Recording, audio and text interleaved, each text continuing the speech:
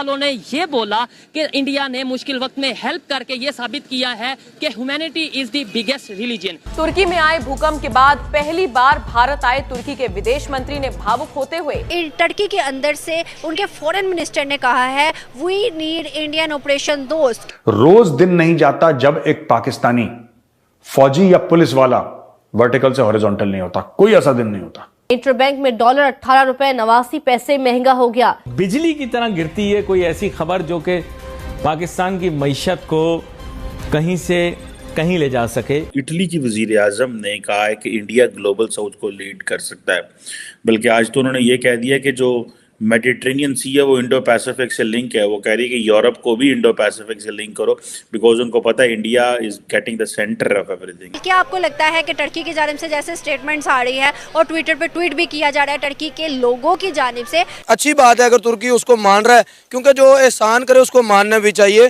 पहली बार तुर्की के विदेश मंत्री मेवलूत कावुसोग्लू ने हिंदुस्तान में कदम रखा तो ऑपरेशन दोस्त के तहत तुर्की को पहुंचाई गई मदद के लिए धन्यवाद बोलना नहीं भूले। पाकिस्तानियों के एटम बम से कोई नहीं डरता, पाकिस्तान के कटोरे से लोग डरते हैं।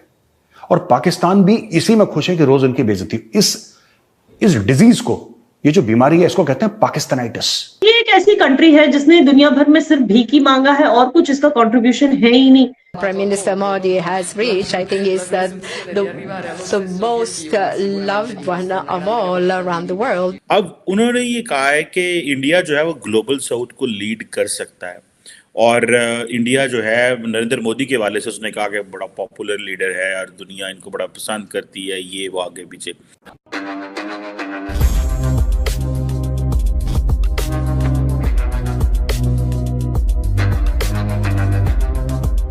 नमस्कार दोस्तों, जब भारत ने कश्मीर में आर्टिकल 370 हटाया था तब पाकिस्तान के साथ मिलकर के टर्की ने भारत के खिलाफ काफ़ी प्रोपेगेंडा किया और यूएन में भी शोर मचाया। और टर्की के प्रेसिडेंट ने हमारे प्रधानमंत्री मोदी जी के खिलाफ काफ़ी सारे बात किए। लेकिन दोस्तों, जब टर्की में अर्थक्वेक आया तब भारत ही पहला देश था जिसने टर्की की मदद की। और दोस्तों, टर्की के फॉरेन मिनिस्टर अब भारत आए हुए हैं। आते ही वे भावुक हो गए और भारत को टर्की के मुश्किल घड़ी पे खड़े होने के लिए धन्यवाद कहा। और साथ में उन्होंने एक ट्वीट भी किया जिसमें उन्होंने कहा कि ऑपरेशन दोस्त भारत और टर्की के बीच में दोस्ती की सबूत है, और भारत को धन्यवाद भी कहा जिस तरह से भारत ने मुश्किल वक्त पर टर्की के लोगों को बचाया। तो चलिए दोस्तों, आगे इसी पर पाकिस्तानी मीडिया का रिएक्शन देखते हैं। इटली की वजीर आजम ने कहा है कि इंडिया ग्लोबल साउथ को लीड कर सकता है, बल्कि आज तो उन्होंने ये कह दिया कि जो मेडिटेरेनियन सी है वो इंडो पैसिफिक से लिंक है। वो कह रही है कि यूरोप को भी इंडो पैसिफिक से लिंक करो, बिकॉज उनको पता है India is getting the centre of everything. अच्छा, अब उन्होंने ये कहा है कि इंडिया जो है वो ग्लोबल साउथ को लीड कर सकता है, और इंडिया जो है नरेंद्र मोदी के हवाले से उसने कहा कि बड़ा पॉपुलर लीडर है और दुनिया इनको बड़ा पसंद करती है, ये वो आगे पीछे। आपको लगता है कि पाकिस्तान जिसने हिस्टोरिकली 75 साल इंडिया को इस तरह देखा है, पाकिस्तान एक्सेप्ट कर पाएगा? और अगर नहीं भी एक्सेप्ट कर पाता तो क्या होगा? मतलब लार्जली ये सवाल तो बहुत लंबा है, आपको मुझे पता टाइम चाहिए इसका जवाब देने के लिए, लेकिन आपको ये लगता है कि पाकिस्तान इस माइंडसेट से क्या बाहर निकल पाएगा, या क्या आप समझते हैं कि हाँ पब्लिक का इतना प्रेशर होगा कि पब्लिक जो है वो सरकार को कह सकती है कि अपने रवैये पे तब्दीली करो इंडिया के हवाले से, और अपनी सोच जो है वो बदलो? नहीं, पब्लिक से मुझे इतनी उम्मीद तो नहीं है जनाब। ये इटली की जो आपने बात की है ना, इटली हो गया, स्पेन हो गया, ये इस तरह के जो यूरोपियन मुल्क हैं उनको नॉर्थ यूरोप के साथ रेस के हवाले से और इकोनॉमी के हवाले से भी इतनी शिकायत हैं जितनी के ग्लोबल साउथ को हैं, और अल्टीमेटली ये उसका हिस्सा बन जाएंगे, चूँकि इनके अपने ग्रीवेंसेस जो है ना वो काफ़ी गहरे हैं। इनके साथ भी ज्यादती हुई है, रेस की बुनियाद पे भी हुई है और तरीकों से भी हुई है। लास्ट सवाल पाकिस्तान का, पाकिस्तान ये बात कभी नहीं मानेगा जब तक आपके हुक्मरान इस तरह के लोग हैं।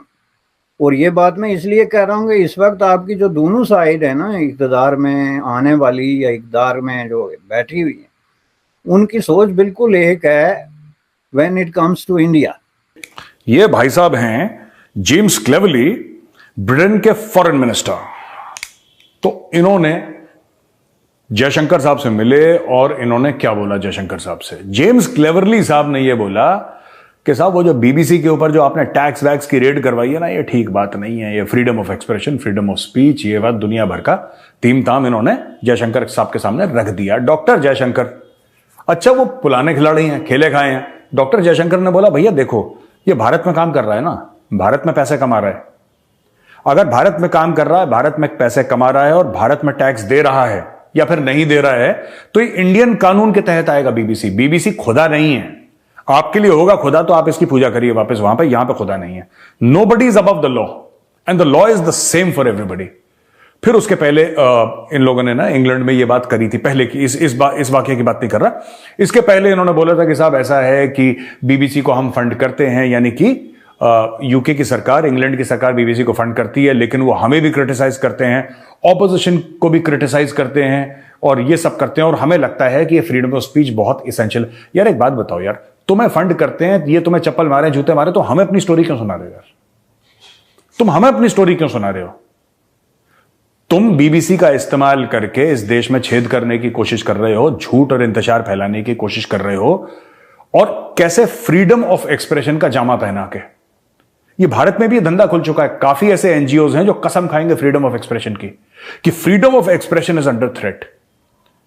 फ्रीडम ऑफ एक्सप्रेशन भारत में जा रहा है, और वही लोग रात के 9 बजे की डिबेट सरकार को गाली देते हैं, सरकार से सवाल पूछते हैं। उनका हक है सवाल पूछने का, और सिर्फ हक नहीं है, सिर्फ हक नहीं है, उनका फर्ज है सरकार से टेढ़े सवाल पूछने का, मुश्किल सवाल पूछने का, और वो अपना हक है और जो उनका फर्ज है वो अदा कर रहे हैं, पूरा कर रहे हैं। तो फिर रोना क्यों कि यार फ्रीडम ऑफ एक्सप्रेशन चला गया? हर रात तो तुम बकवास करते रहते हो यार, हर रात जो मन चाहता है वो बोलते हो, फिर फ्रीडम ऑफ एक्सप्रेशन कहां पे चला गया? कश्मीर जिसके लिए बोला जाता था कि बहुत बुरी हालत है, वहां कोई जा नहीं सकता, पाकिस्तान की तरफ से ये फेक प्रोपेगेंडा जैसे बोले कि होता था कि वहां तो कर्फ्यू लगा रहता है, वहां पे नेट नहीं चलता है। मैम अब इन्वेस्टर्स समिट हो रही है, इन्वेस्टमेंट वहां पहुंच रहा है, इन्वेस्टर्स पहुंच रहे हैं, क्या बोलना चाहेंगे आप? देखिए, पहली बात तो आप सबको मुबारकबाद, और आप सबको हमें भी मुबारकबाद देनी है कि 5G फाइनली लॉन्च हो गया है कश्मीर में। एलजी साहब ने ये स्टेटमेंट भी दे दिया है, तो आज ही वो मुबारक दिन है जब वो हुआ। और इससे डेफिनेटली क्या होगा कि इंटरनेट बेस्ड बिजनेसेस को बहुत ही बढ़ावा मिलेगा। एंड आजकल तो आप जानते हैं आर्टिफिशियल इंटेलिजेंस का जमाना है। Most of the businesses, most of the new age entrepreneurs are internet based entrepreneurs, जो अपने products and goods and services social media पे एडवर्टाइज करते हैं एंड इवेंचुअली उससे पैसे बनाते हैं। सो फॉर देम जब 5G की बात हो रही है तो डेफिनेटली वो प्रोपेगेंडा तो फेल ही हो गया पाकिस्तान का कि यहाँ पे इंटरनेट बंद किया जाता है, लोगों को काम नहीं दिया जाता। इनफैक्ट मैं पर्सनली बहुत ऐसे लोगों को जानती हूँ जो इंटरनेट एंटरप्रेन्योर्स बन चुके हैं बहुत ही successfully. They are doing very well for themselves. I know a girl who manufactures chocolates at her own home. You know, she went outside Kashmir to learn the course and then she came back और अपने घर से करती। इसी एक जमाना था जब the only business that used to happen was through tourists and सिर्फ वो शॉपकीपर्स जिनके ना टूरिस्ट एरियाज में जैसे डल लेक साइड पे, बुलेवार्ड रोड पे जिनकी दुकानें होती थी, वही यू नो असल मायने में धंधा कर रहे होते हैं एट अ बिग स्केल। लेकिन आजकल अब ये लड़की जो है जिसका मैंने जिक्र किया, ये तो निशात में रहती है, which is like in the interior, like I'm not talking about Nishat Garden, but inside Nishat area, and it's not easy for anyone to reach her. Yet she's doing so well because of the internet. She delivers her chocolates, and also she says most of her buyers are tourists. So tourists are also reaching out to such kind of Kashmiri entrepreneurs who are selling their products on the internet.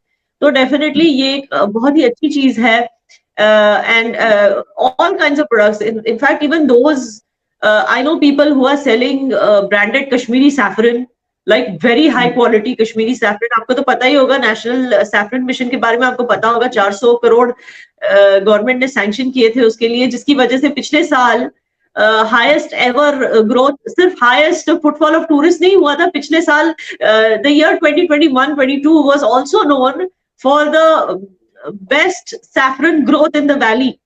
Since 1996, we had about 15 metric tons of saffron grew in the valley.